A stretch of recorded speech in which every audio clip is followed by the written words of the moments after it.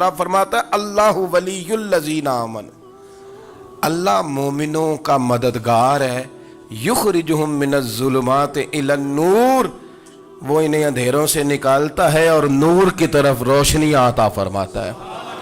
اندھیروں سے نور کی طرف اللہ لاتا ہے۔ اللہ ولی، اللہ مومنوں کا ولی ہے، وہ انہیں اندھیروں سے نور کی طرف نکالتا ہے۔ ہدایت ہمیشہ اللہ کی طرف سے سمجھے۔ جب وہ نماز کی توفیق دیتا ہے تو اپنے فضل سے دیتا ہے، جب وہ ذکر کی توفیق دیتا ہے تو اپنے فضل سے۔ ہم سمجھتے ہیں ہو جی فلانا نہیں پڑھ رہا بڑا بیوقوف ہے، فلانا نہیں پڑھ رہا، تو تم کیا اپنی عقل کے زور پہ پڑھ رہا ہے؟ میں جی اللہ کے فضل سے 2 پارے پڑھتا ہوں، تو کس پہ احسان کرتے تو 2 پارے پڑھ کے رویا کر۔ کہا اگر مالک تو بڑا قریب نہیں، بڑے لوگ ہیں جن کو پورا قرآن حفظ ہے پر انہیں پڑھنے کی توفیق نہیں، تو انہیں فضل کیا اور مجھے توفیق دے دی ہے پڑھنے کی۔ رویا کر، پڑھ کے رویا کر، راتی ساری کر کر زاری، او نیند اکھاں تھی توندے تے فجرے اوہی گناہگار کہاون سب تو نیوے ہوندے۔ مہربانی کریں، ڈریں، نیکی کریں تو پھر ڈریں، پھر احساس پیدا کریں، پھر اپنے اندر وہ کمزوری لائیں کہ توبہ توبہ مجھے تو پتہ ہی نہیں، تو جانتا ہی نہیں۔ حضرت سیدنا امام اعظم ابو حنیفہ رحمۃ اللہ تعالی علیہ کے ساتھ ایک شخص کہتا میں نے نماز پڑھی، تو عشاء کی نماز تھی۔ یہ جو لوگ بڑے ہوتے ہیں نا، جن کے پیار کرنے والے بڑے ہوتے ہیں، ان کے گرد خوف بھی بڑا ہی ہوتا ہے، انہیں بڑا ڈر لگتا ہے، بڑی بعض اوقات آزمائش ہوتی ہے ان کی۔ عشاء کی نماز کہتے پڑھی تو امام صاحب نے نا عشاء کی نماز میں تلاوت کی آیتیں فَمَن يَعْمَلْ مِثْقَالَ ذَرَّةٍ خَيْرًا يَرَهُ وَمَن يَعْمَلْ مِثْقَالَ ذَرَّةٍ شَرًّا يَرَهُ، فرمایا جو ذرہ برابر خیر کرے گا وہ بھی قیامت میں دیکھے گا، اور جو ذرہ برابر شر کرے گا وہ بھی قیامت میں اس شر کو دیکھے گا، اس کے سامنے آئے گا۔ تو وہ شخص کہتا ہے کہ سارے لوگ نماز پڑھ کے چلے گئے تو امام صاحب رحمۃ اللہ علیہ نے اپنی داڑھی پکڑی، رو رہے ہیں، کہتے ہیں وہ ذرہ برابر نیکی کا بدلہ دینے والے، وہ ذرہ برابر شر پہ سزا دینے والے میری سفید داڑھی کو دیکھ، مالک میرے ذرے ذرے سامنے نہ لانا، لوگ تو میری بڑی قدر کرتے ہیں دنیا، میں تو بڑا پہچانا جاتا ہوں، لوگ تو میری راہوں میں پھول لیے کھڑے ہوتے ہیں، مجھے بڑا نوازتے ہیں، قیامت میں رسوا نہ کر دینا، میرے لیے مشکل ہو جائے گی۔ وہ کہتے ہیں میں نے امام صاحب کا درد دیکھا، مجھے کوئی کام تھا تو میں چلا گیا، میں نے کہا کہ وہ اس وقت اللہ کے حضور حاضر ہیں تو میں دوبارہ آؤں گا۔ کہتے ہیں میں تہجد کا وقت آیا تو امام صاحب وہیں بیٹھے تھے اور ان کی داڑھی آنسوؤں سے بھری ہوئی تھی اور زور سے داڑھی پکڑی ہوئی، کہنے لگے مالک رسوا نہ کر دیں، قیامت میں رسوا نہ کر دیں۔ یار جو ہدایت یافتہ لوگ تھے وہ تو ڈرے ہوئے تھے، وہ تو سہمے ہوئے تھے، وہ تو کہتے تھے یہ اس کا فضل نہیں، اس نے بلا لیا، یہ اس کا کرم نہیں۔ حضرت باعزید بستامی کسی کافر کو دیکھتے تو رو پڑتے، کہتے مالک تو کتنا قریب ہے، یہ بے ایمان رہ گیا، تو نے اپنے فضل سے مجھے اپنے نبی کا غلام بنا لیا۔ وہ رو پڑتے۔ یہاں تو لوگوں کا دعویٰ ہی بڑا ہے، نمازی اللہ خیر فرمائے وہ تو دوسروں کو گھورتا ہے، وہ کہتا ہے جنت کا میں مالک ہوں، کنجیاں میرے پاس ہیں، میں کسی اور کو گھسنے نہیں دوں گا، اور اگر 2-3 حج کر لے تو پھر تو وہ کہتا ہے کہ اب میرے سے پوچھ کے لوگ جنت میں جائیں گے معاذ اللہ، اور اگر وہ 2 4 5 7 دفعہ کوئی نفل پڑھ لے تو پھر وہ کہتا ہے چھوڑیں جی سارے لوگ بے عمل ہیں، میں اکیلا نیک ہوں۔ نہ ایسا کریں، اپنی توجہ اپنے رب پہ رکھیں، اپنی توجہ اپنے معین الملت والدین، عطائے رسول، ہند الولی، غریب نواز، خواجہ معین الدین چشتی، حضرت خواجہ اجمیر، شاہ اجمیر، شاہ اجمیر، والی ہندوستان، آخری عمر میں نا سارا دن روتے گزر جاتا، ساری رات روتے گزر جاتے، ذرا سی کوئی بات کرتا تو رو پڑتے، آنکھیں آنسوؤں سے بھری رہتی۔ کئی دفعہ آپ نے بھی پریشان ہو جاتے ہیں نا کہ یار تو ایک بات کی جان ہی نہیں چھوڑ رہا، تو خواجہ قطب الدین صاحب بختیار کاکی سے لوگوں نے کہا کہ آپ مرشد سے بات کریں، اتنا بھی تو نہیں نہ رونا چاہیے، ہر وقت اس کے آنسو کی کریے، عاشق دا کام ہی رونا تونا تے بھی نہ رویو نہیں منظوری، یہ عاشق سدا ہی روندا رہندا ہے، پاویں وصل ہوئے تے پاویں دوری، ہر وقت رونے کا کیا مطلب ہے؟ تو خواجہ قطب صاحب کہتے ہیں میں قریب گیا تو میں نے پیر دبائے، میں نے کہا سونیا لوگ تو کچھ بھی نہیں کرتے، تو نے تو کمال کر دیا، 90 لاکھ آدمی مسلمان کر دیا، دنیا کچھ نہیں کرتی، تو نے 50 سال ساری رات مسلح پہ بیٹھ کے رب راضی کیا۔ تو شہزادہ تھا، حضور کی اولاد تھا، لیکن معین الدین تیرا ایک پلاٹ بھی نہیں، تو نے طالب علم پالے، انہیں غریبوں کو دیا، انہیں نوازا، کوئی شے نہیں تیرے پاس، ہر چیز تو نے، ساری رات روتے ہو، سارا دن روتے ہو۔ تو خواجہ قطب الدین صاحب کہتے ہیں میں نے جب عرض کیا تو خواجہ صاحب مجھے گلے لگا لیا، چیخ مار کے روئے، کہنے لے قطب الدین پتر داڑھی سفید ہو گئی، جانے کا وقت آ گیا، جو تو نے نیکیاں گنوائی ہیں وہ ہیں صحیح میرے پاس، پر یار کی بارگاہ میں پیش کرنے کے قابل ایک بھی نہیں، ایک بھی نہیں۔ تو بارگاہ تو دیکھ کتنی بڑی ہے، رسول کریم کی بارگاہ میں پیش کرنے کے قابل ان میں سے ایک بھی نہیں، تو آستانہ دیکھ کتنا بڑا ہے، کیا پیش کروں گا، کیا عرض کروں گا حضور کی بارگاہ میں، کس طرح۔ وہ یار جو بڑے تھے وہ تو ڈرے ہوئے تھے، سہمے ہوئے تھے، وہ تو بڑی آزمائش میں تھے، لیکن میرا اور آپ کا رٹا 2 نمازیں پڑھ کے 6 نمازوں کا دعویٰ کرنا اور لمبی چوڑی کہانیاں بنانا اور اپنے منہ سے اپنی تعریفیں کرنا، اس سے تھوڑا باہر آئیں۔ رزق بھی میرا اللہ ہی دیتا ہے۔ جب یہ نظریہ بن گیا، جب یہ ذہن بن گیا کہ پیدا اللہ نے کیا ہے، دینا اللہ نے ہے، عطا کرنے والا اللہ ہے، نوازنے والا اللہ ہے، تو پھر ساری توجہ دنیا داروں کی طرف رکھنا، میں اللہ والوں کی طرف توجہ رکھنے کا قائل ہوں، میں وہ سمجھتا ہوں، ہم اس چیز کے قائل ہیں، لیکن وہ بھی کوئی آستانہ ہے کہ جہاں حق مرشد کا نعرہ تو بڑا لگے پر رب کا نام ہی نہ سننے کو ملے۔ یہ بھی کوئی بات ہوئی کہ جہاں یہ تو نعرہ زور سے لگے کہ جیوے جیوے مرشد جیوے، لیکن استغفار کا درس ہی نہ ملے، جہاں ہر وقت یہ بتایا جائے کہ یہاں آ گئے تو بچ گئے، کیسے بچیں گے؟ میرے رسول پاک علیہ السلام کا دروازہ سب سے بڑا دروازہ ہے، حضور کا دروازہ سب سے بڑا دروازہ ہے، لیکن میرے دوستو یاد رکھنا، نبی پاک علیہ السلام نے بھی لوگوں کو جب رستہ دکھایا ہے تو رب کریم کا رستہ دکھایا ہے، اللہ کا رستہ دکھایا، اللہ کریم کا رستہ دکھایا، لوگوں کو رب کی طرف توجہ کرائی۔ میرے رسول کریم سید عالم صلی اللہ تعالیٰ علیہ وسلم نے لوگوں کی اللہ کی جانب توجہ کرائی اور لوگوں سے یہ کہا کہ وہ اپنے رب کریم کی جانب اپنا ذہن رکھیں، اپنی توجہ اپنے اللہ کی جانب مبذول کریں۔ بڑے بڑے فقیروں کو مالدار ہوتے دیکھا، بڑے بڑے مالداروں کو فقیر ہوتے دیکھا۔ ام ربیعہ کہا کرتی تھیں، بڑی نیک اور صالح خاتون تھیں، وہ کہتی ہیں کہ میں نا بڑے امیر آدمی کی بیوی تھی، اپنے شوہر کے ساتھ چھت پہ بیٹھی تھی تو نیچے فقیر مانگنے والا آیا، اس نے بڑے درد سے صدا کی تو میں نے اپنے شوہر سے کہا کچھ دے دیں، کہا دفع کر، ان لوگوں نے دھندا بنایا ہوا ہے۔ کہتی میں میکے سے بھی بڑا مال لے کے آئی تھی، میرے ماں باپ بڑے امیر تھے تو میں نے نا چوری اپنے خامہ سے نظر بچا کے باتھ روم جانے کے بہانے گئی اور نیچے جا کے 5 دینار میں نے اس فقیر کی ہتھیلی پہ رکھے۔ کہتے اس نے 5 دینار دیکھے، پھر میری طرف دیکھا تو میں نے اس کی آنکھوں میں آنسو چمکتے دیکھے، کہنے لگے بی بی رب تیرا بھلا کرے، میں 3 دنوں کا بھوکا ہوں۔ کہ وہ چلا گیا، میں گھر آ گئی، جب باہر آئی تو میرا شوہر کہنے لگا تو اتنی اب اتنی تو تیز ہو گئی ہے اور تو اتنی خود مختار ہو گئی ہے، میرے بغیر پوچھے مال خرچ کرے گی، جا تجھے 3 طلاقیں۔ کہتی میں بالدار اور وزادار باپ کی بیٹی تھی، طلاق لے کے گھر آئی تو میرا باپ ٹوٹ گیا، چارپائی پہ چلا گیا، اوہو یہ کیا بن گیا۔ کہتی بڑی تکلیف رہی، 1-2 سال کے بعد میرے ابا نے میری شادی کر دی۔ اب جس شوہر کے پاس گئی وہ بڑا نیک تھا، پرہیزگار تھا، اللہ نے بہترین صلہ دیا۔ کہتی چھت پہ بیٹھی تھی، دروازے پہ فقیر آیا تو میں نے شوہر سے کہا کچھ دے دوں، کہنے لگا 5 نہ دینا، 15 دینا، 20 دینا، میں فقیر ہوں، میں نے فقر سے دولت دیکھی ہے، اسے خالی نہ لوٹانا۔ کہتی ہے کہ میں نیچے گئی اور جب میں نے اس کی طرف دینار بڑھائے تو میری چیخ نکلی، پیسے پھینک کے میں بے ہوش ہو کے گری، میرا شوہر نے آ کے اٹھایا، اندر لے گیا، پانی منہ پہ چھڑکا، کہنے لگا تجھے کیا ہوا؟ کہنے لگی یہ جو مانگنے آیا یہ میرا پہلا شوہر تھا، وہی تھا جو کہتا تھا کہ تو 5 دینار دے آئیے جا تجھے 3 طلاقیں. پڑھو نا حدیث پاک. میرے نبی پاک علیہ السلام نے فرمایا ایک بندہ گنجا تھا.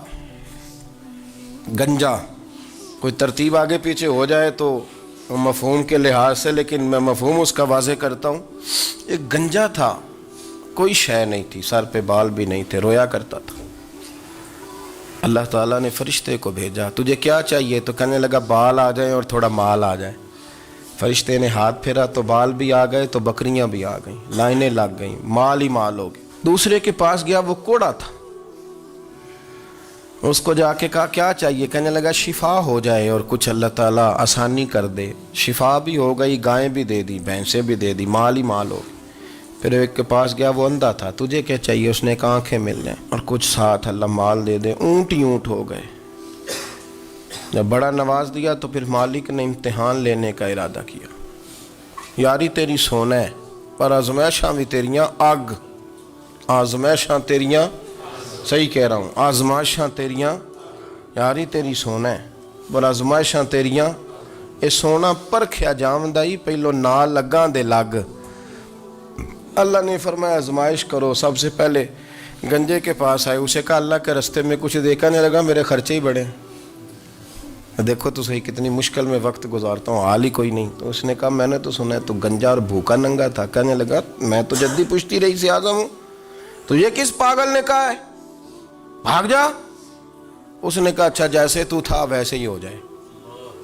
کھیت کھلیان اجڑ گئے، پھر سے گنجا ہو گیا. حضور علیہ السلام فرمانے لگے. پھر وہ اس کے پاس گیا جو کوڑا تھا. اسے کہا کچھ دے. کہنے لگا خرچے ہی بڑے. اب پوچھ لیں کسی امیر آدمی سے، کہے گا چکی کے نیچے ہاتھ ہے میرا، میرے سے زیادہ تو اب پریشان بندہ ہی کوئی نہیں.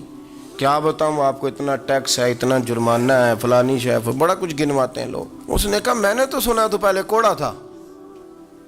اس نے کہا اچھا دوڑ جا، میں تو رئیس اعظم ہوں، دادا بھی پردادا بھی اور ساری نسل ہی. اس نے کہا اچھا جیسے تو تھا ویسے ہی ہو جائے. پھر وہ گیا اندھے کے پاس اور جا کے کہا اللہ کے نام پہ کچھ دے. تو وہ کہنے لگا رب کے نام پہ؟ یہ کھڑے ہیں اونٹ، جتنے تیرے دل کرے لے دا. اس نے کہا کیا معنی اس بات کا؟ کہنے لگا یار تجھے کیا بتاؤں، میں تو اندھا تھا، میں نے تو کبھی دنیا دیکھی نہیں تھی. پھر اس کریم نے فضل کیا تو مجھے بڑا کچھ دکھایا. میں کیا بتاؤں، میرا دل کر رہا ہے کہہ دوں کہ پھر اس نے کعبہ دکھایا، پھر اس نے روضہ رسول دکھایا، پھر اس نے ریاض الجنہ کے سجدے دکھائے، پھر اس نے اپنے محبوب کے دروازے کی رونقیں دکھائیں. اس نے بڑا کچھ دیا، اس نے بڑا نوازا. میرے پاس تو شاید میں بدکار پرانا خادم، کسے در ملی نہ ٹوئی. اے واصف یار نے نظر جو کی تھی، پھر واصف ہی ہوئی. یہ تو اس کا کرم ہوا. تو یہ وہ کہنے لگا تو اللہ کے نام پہ جان مانگ، میں وہ بھی دینے کو تیار. میرے پاس تو شے ہی کوئی نہیں تھی، مجھے تو اپنا پتہ ہے، میں تو کوئی شے نہیں تھا، کچھ نہیں تھا میرے پاس. یہ تو ان کا کرم ہے کہ رخ ان کا ادھر ہے. اور مختصر سی میری کہانی ہے، یہ جو بھی ہے ان کی مہربانی ہے. تو وہ کہنے لگا میں بھی کچھ لینے نہیں آیا تھا، تیری آزمائش ہی کرنے آیا تھا. تیری عزتیں بھی سلامت رہیں گی، تیرا مال بھی سلامت رہے گا، تیری شفا بھی. اپنی زندگی میں کبھی بھی اللہ کی بارگاہ سے توجہ ادھر ادھر نہ کریں. چھوڑیں لوگ کیا کر رہے ہیں، دنیا کیا کہہ رہی. کبھی بھی. میرے ایک بڑا سخی قسم کا سجن ہے، بڑا پیارا ہے، میں اسے سخی مانتا ہوں. میں نے اپنی پریشانیوں کے دنوں میں بھی اس شخص کو سخی دیکھا.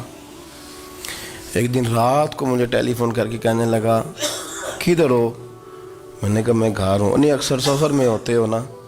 اور میں نے کہا طبیعت کیسی ہے؟ ٹھیک ہے، بس حال چال پوچھنا تھا. میں نے سمجھا، میں نے کہا یار یہ کوئی مسئلہ ہے، ورنہ رات کے 2 بجے کوئی حال پوچھنے کو فون تو نہیں نہ کرتا، کوئی مطلب ایسا تو مسئلہ نہیں نا. تو میں نے بیک کال کی، میں نے کہا یار میری بات سن، مسئلہ کیا؟ کہ نہیں کچھ نہیں دل کر رہا تھا. میں نے کہا میری گل سن، رہے ہیں اسی 4-5 سال کٹھے، میں تین جاننا، اصل بات کر. کہنے لگا مکان بھی بڑا ہے، سارا کچھ ٹھیک ہے، پر وہ بڑا ہی بے نیاز ہے. کچھ حالات اس قسم کے آ گئے ہیں کہ لوگوں کو بتاؤں بھی تو لوگ ماننے کو تیار نہیں، زیادہ نہیں، مجھے نا تھوڑے سے پیسوں کی ضرورت ہے، کوئی 15-20 ہزار اگر مل جائیں میری ضرورت۔ آپ یقین کریں میں روتا رہا ساری رات۔ میں نے کہا مہربانہ تیرا کس طرح کریں گے، اس سے لے کے زمانہ استعمال کرتا تھا، پر بے پرواہی ویخ نہ سجڑ دی جتھے کسے دی پیش نہ جاوے، انہیں تاجاں والے در در رولے تے منگتے ہیں تخت بٹھاوے۔ سجنا کسے نو کارا مل دئی، کوئی کعبے خالی آوے، واللہ خیر الرازقین، وہ کہتے تو دائیں بائیں نہ جا، رزق تو تجھے میں دوں گا، میں ہوں بہتر رزق دینے والا۔ اپنی نظر اللہ پہ رکھیں، نکل آئیں اس معمے سے باہر کہ میں کوئی بلا ہوں، مجھے بڑا پتہ ہے، میرے پاس 6 ڈگریاں ہیں، مجھے 10 جگہ پہ تدریس کا شغف حاصل ہے، اس سے نکلیں باہر۔ حضرت مولا علی شیر خدا کرم اللہ تعالی وجہہ الکریم سے کسی نے پوچھا تھا بڑا عالم کون ہوتا ہے؟ ہمارے ہاں تو اب وہ والے عالم پائے جاتے ہیں نا اللہ ماشاءاللہ، جو ممبر پہ بیٹھتے ہیں تو دعوے ہی دعوے، ممبر پہ بیٹھتے ہیں تو دعوے ہی دعوے، اس طرح کے عالم ہمارے ہاں پائے جاتے ہیں، وہ ہر بات میں دعویٰ کرتے ہیں، میں یہ کر دوں گا، میں وہ کر دوں گا۔ یہ مزاج علماء کا نہیں۔ حضرت علی المرتضیٰ سے کسی نے پوچھا بڑا عالم کون ہوتا ہے؟ فرمایا بڑا عالم وہ ہوتا ہے کہ جسے مسئلے کا پتہ نہ ہو تو وہ کہہ دے مجھے نہیں پتہ، میں پتہ کر کے بتاؤں گا، غلط بات بیان نہ کرے۔ امام مالک سے کسی نے کوئی مسئلہ پوچھا تو آپ فرمانے لگے مجھے اس سوال کا جواب نہیں آتا، ہمارے بزرگ سمجھاتے کیا ہیں؟ وہ کہنے لگا آپ اتنے بڑے امام ہیں تو اس سوال کا جواب نہیں آتا۔ آپ فرمانے لگے اگر مجھے ہر سوال کا جواب آتا پھر تو میں خدا ہوتا، مجھے ہر سوال کا جواب نہیں آتا، مجھے تو اتنا آتا ہے جتنا میرے رب نے مجھے عطا کر دیا ہے۔ قرآن مجید دیکھیے گا، اللہ تعالیٰ نے ارادہ قدرت فرمایا کہ میں حضرت آدم کو بناؤں گا، پھر بنانے کے بعد فرمایا فرشتوں سجدہ کرو آدم کو، سب نے سجدہ کیا الا ابلیس ابا واستکبر وکان من الکافرین، سب نے سجدہ کیا سوائے ابلیس کے، اس نے انکار بھی کیا، تکبر بھی کیا اور کافروں میں سے ہو گیا۔ تو یہ جب اللہ تعالیٰ نے سجدہ کرایا تو کیسے کرایا؟ اللہ تبارک و تعالیٰ نے نا حضرت آدم کو علم سکھایا خود، وعلم آدم الاسماء کلہا، خود اللہ فرماتے ہیں کہ میں نے جناب آدم علیہ السلام کو تمام اشیاء کے نام سکھائے، سب اشیاء کے نام سکھائے۔ تو وہ چیزیں پھر میں نے نا، اللہ فرماتے ہیں میں نے فرشتوں پہ پیش کی، میں نے کہا کہ بتاؤ ان کے نام کیا ہے، تو فرشتوں نے جو جواب دیا ہے وہ سمجھنے والا ہے۔ اللہ نے چونکہ خود علم سکھایا تھا حضرت آدم کو، جناب آدم سکھایا تھا لیکن فرشتوں کو نہیں سکھایا تھا، تو اللہ کریم نے فرمایا فرشتوں اب یہ بتاؤ ان چیزوں کے نام کیا ہیں؟ تو فرشتے کیا کہتے ہیں؟ فرشتے عرض کرتے ہیں قالوا سبحانک لا علم لنا۔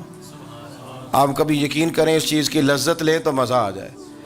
کہا قالوا سبحانک، کہنے لگے تو پاک ہے، قالوا سبحانک، کہنے لگے تو بھئی آدم علیہ السلام کو نام سکھا لیے، پھر فرشتوں کے سامنے وہ چیزیں پیش کر کے کہا ان چیزوں کے نام بتاؤ، تو فرشتے کیا کہتے ہیں؟ کہتے ہیں قالوا سبحانک، تو پاک ہے، لا علم لنا، ہمارے پاس کوئی علم نہیں، الا ما علمتنا، ہمیں تو اتنا پتہ ہے جتنا تو نے ہمیں سکھا دیا، ہمیں تو اتنا پتہ ہے جتنا تو نے ہمیں، لا علم لنا، ہمارے پاس کوئی علم نہیں ہے، اتنا ہی پتہ ہے جتنا تو نے ہمیں سکھا دیا ہے، اس سے زیادہ ہمارے پاس علم، اور یہ کیوں تو نے ہمیں جتنا سکھایا اتنا پتہ ہے۔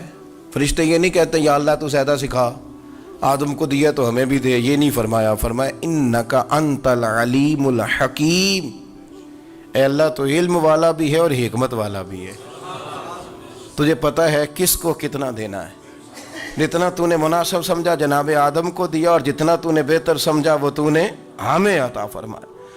تو اگر آپ کے پاس علم ہے، کہیں نالج ہے، تو اس کو اللہ کی عطا سمجھیں۔ ہمارے ہاں بہت سارے لوگ بن کے بیٹھ جاتے ہیں، میں اکثر کہتا ہوں کہ پھر وہ دعوے کرتے ہیں میرے علاقے والے جاہل ہیں، میرے شہر والے جاہل ہیں، میرے خاندان والے پڑھے نہیں، یہ آپ کا دعویٰ ہے، یہ آپ کو خراب کر دے گا۔